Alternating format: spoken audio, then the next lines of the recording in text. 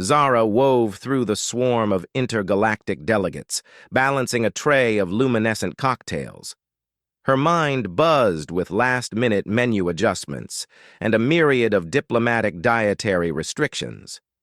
As she aimed for the high table, a four-armed Graxillian clumsily collided with her, catapulting the tray into the air and dousing a tall, imposing figure clad in ceremonial robes with the shimmering drinks. A hush swept over the room, every gaze riveted on the drenched dignitary as he serenely wiped bright purple liquid from his eyes and declared, "In my culture, you have just proposed marriage." Zara navigated her way through a kaleidoscope of colors and limbs, each step carefully measured as she balanced a tray of glittering Galaxia cocktails.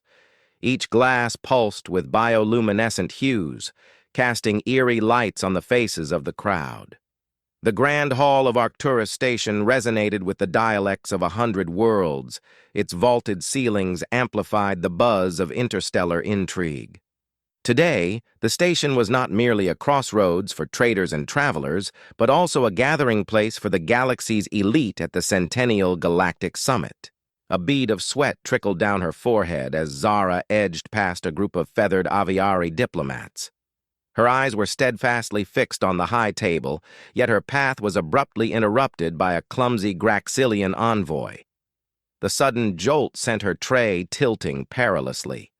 "Watch it!" she snapped, though her admonition was swallowed by the surrounding cacophony. Before she could stabilize the tray, it capsized, unleashing a cascade of shimmering liquid onto a tall figure cloaked in a dark, iridescent robe.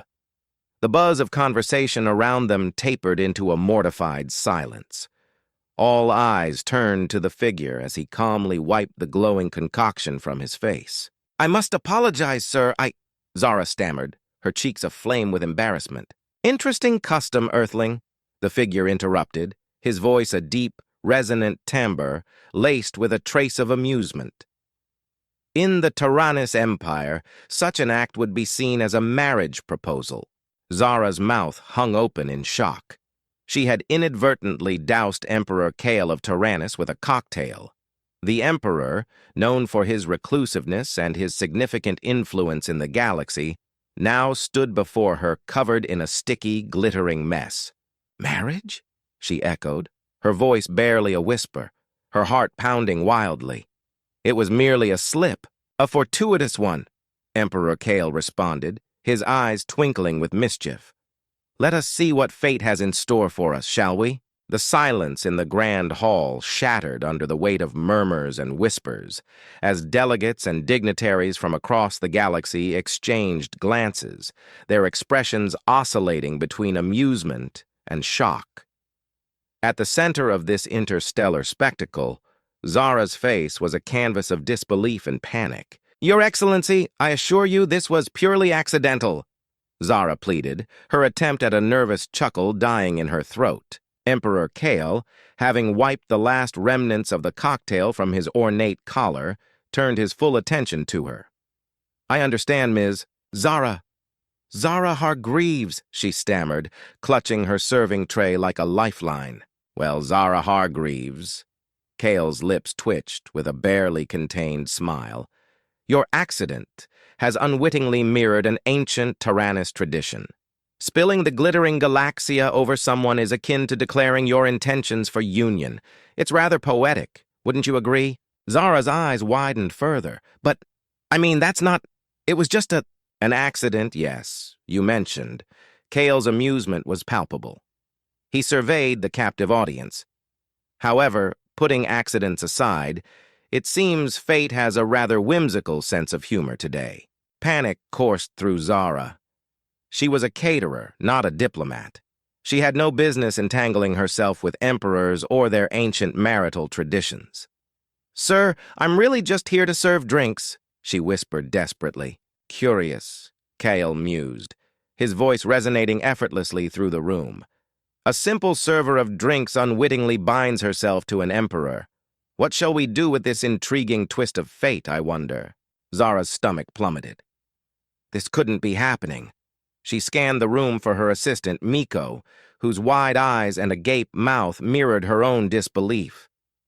"Perhaps we could discuss this privately," she suggested, hoping to escape the scrutinizing eyes and ears surrounding them. "An excellent idea," Kael agreed, signaling to his guards. "Come, let us find a more appropriate setting for this." Negotiation. Led by the Emperor himself, Zara was escorted through the opulent corridors of Arcturus Station, each step echoing like a march toward her doom. They entered a lush, private garden nestled in the heart of the station, a stark contrast to its metallic exterior, with vibrant alien flora releasing exotic scents into the air. "Now tell me, Zara of Earth, was it your intention to cause such a stir?" Kael inquired, his tone light as he observed a luminescent flower bending toward them. "No, Your Highness. I'm not usually this impactful." Zara managed a weak smile. "I'm just trying to make rent on time and avoid getting fired." Kael's laughter, rich and unexpected, filled the garden, a refreshingly modest ambition. "So, what do you propose we do now? Tradition dictates we are to be wed. Could we, perhaps, ignore it?" Zara ventured, her voice tinged with hope. "Ignore a tradition?" Kael raised an eyebrow. "My subjects would find it most unorthodox. Traditions form the backbone of the Taranis Empire.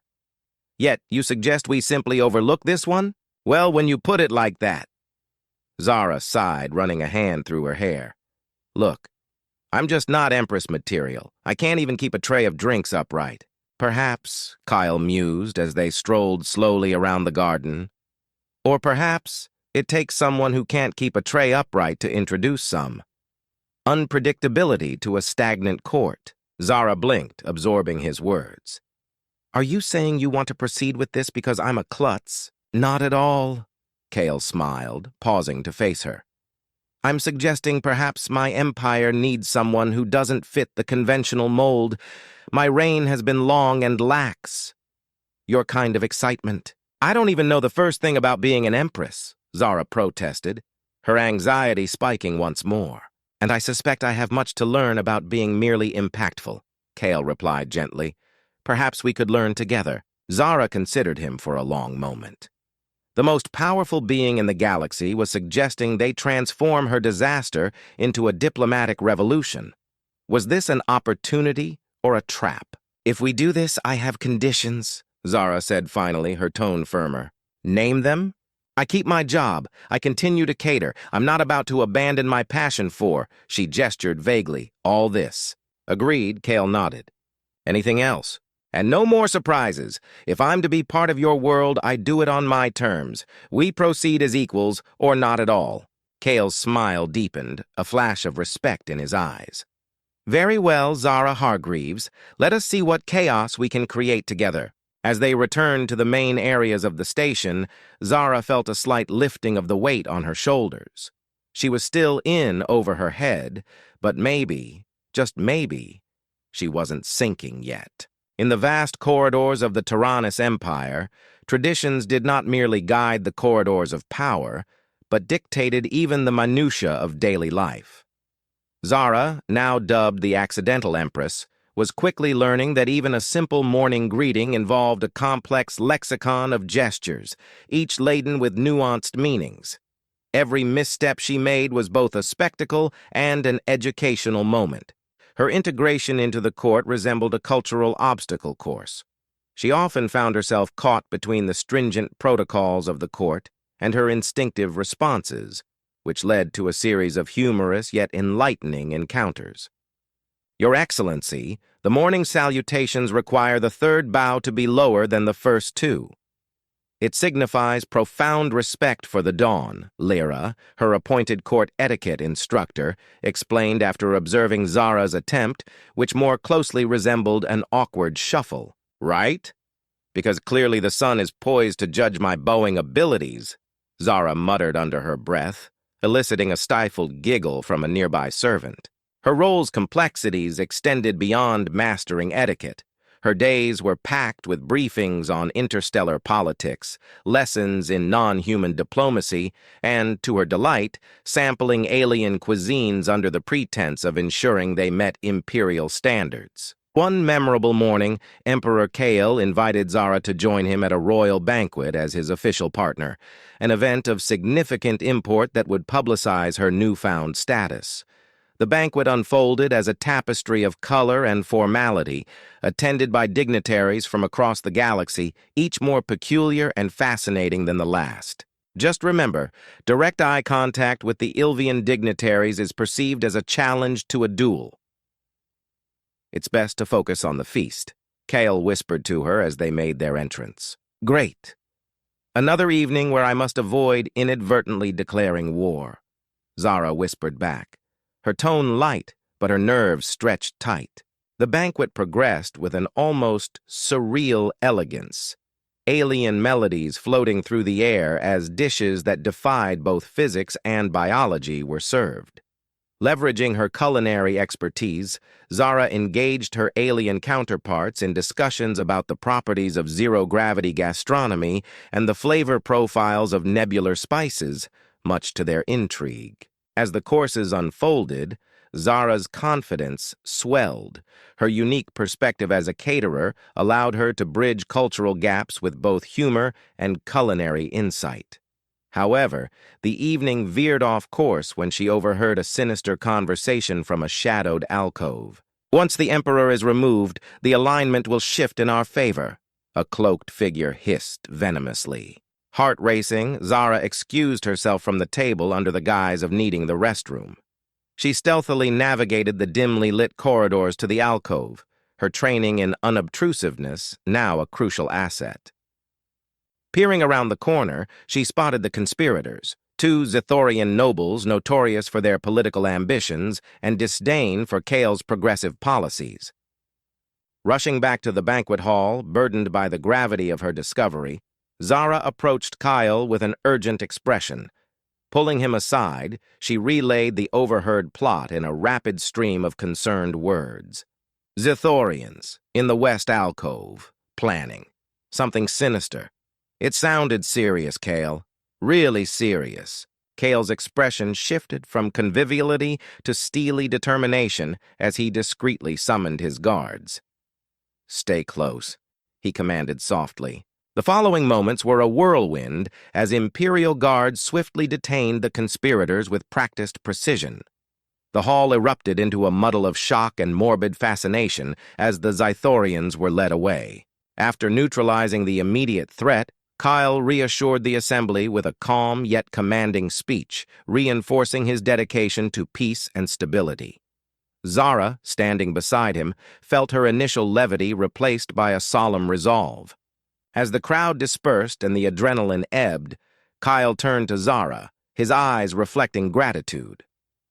You have an uncanny ability to transform accidental missteps into auspicious victories, he observed. I guess I'm just full of surprises, Zara replied, her smile reappearing. But maybe we could keep those surprises to a minimum for a while. Agreed, Kael chuckled, a sense of relief washing over them. As they strolled back to their quarters under the twin moons of Arcturus, Zara experienced an unexpected sense of belonging. Her journey to becoming the accidental empress was fraught with unforeseen challenges, yet each one unveiled a layer of her own resilience and adaptability she hadn't realized before. Perhaps, just perhaps, she was truly meant to make a difference here. The aftermath of the banquet plot left the imperial court in a state of subdued turmoil, a buzzing hive of whispered speculations and covert glances. Emperor Kael's usual reticence had given way to a more openly protective stance, particularly concerning Zara, whose act of courage had not only thwarted a deadly scheme, but had also endeared her to many previously skeptical court members. In the cool tranquility of one of the palace's lesser-known gardens, Kael and Zara walked side by side, their path shadowed by discreetly positioned guards. The Emperor's face held a contemplative expression as he finally broke the silence. You have a curious knack for disrupting plans, both mine and others, Kael remarked, a hint of mirth in his voice. It's proving to be an invaluable trait. Zara chuckled softly, her earlier anxieties tempered by the Emperor's light tone. I guess I do. But I hope that's the last coup I accidentally foil for a while. Indeed, Kael agreed. Your actions last night were brave but perilous. It's not common for someone in your unique position to influence the court so profoundly. Zara looked up at him, her expression thoughtful. Do you think they'll try again? The plotters, I mean. Kael's gaze was steady and assessing as he considered her question. It's likely, but we'll be better prepared, and they will underestimate you at their peril. The Emperor's reassurance was comforting, yet it underscored the gravity of future expectations. Zara felt the mantle of her role, the accidental empress, settle more firmly around her shoulders. It was a title born of chaos, but it was hers, and she was beginning to grasp what it could signify. As they continued their stroll, Kael outlined plans to fortify their defenses and strengthen alliances. Zara listened intently, her mind now fully engaged with the strategic discussions. It was a stark contrast to her prior life of meal planning and kitchen management. Never had she imagined navigating the delicate balance of interstellar politics. Thank you, Zara, Kael said, pausing beside a fountain that shimmered under Arcturus's twin suns. For everything. Zara smiled, feeling a genuine warmth spread through her. You're welcome, Kael. And thank you for trusting me, accidents and all. Their laughter mingled softly with the gentle sounds of the water, echoing in the secluded garden. Under the long shadows cast by the twin suns, Zara wasn't just a caterer turned empress. She was a pivotal figure in the galaxy's grand tapestry, woven in by fate and her own unwavering spirit. As the twin suns of Arcturus dipped below the horizon, bathing the imperial gardens in a golden hue, Zara and Emperor Kael found a serene spot beneath the whispering leaves of a frondescent foliage. This garden, a symbol of natural order and tranquility, stood in stark contrast to the recent turmoil that had swept through the court. Kael turned to Zara, his expression earnest yet gentle. You've been thrust into this world without a choice, he began, his voice soft but underscored with strength. Yet you've navigated it with unexpected grace. Have you considered what you want your future to look like? Zara inhaled deeply, aware of the significance of her response. I've thought about it a lot, she confessed, her eyes lingering on the shimmering leaves. Back on Earth, I was constantly chasing the next big catering event, never really planting roots. Here, it's different, terrifyingly different. But maybe that's not necessarily a bad thing? Kael nodded, his attention unwavering. It's not just about adapting, he suggested. It's about where you feel you can make a difference. And you have made a difference, Zara.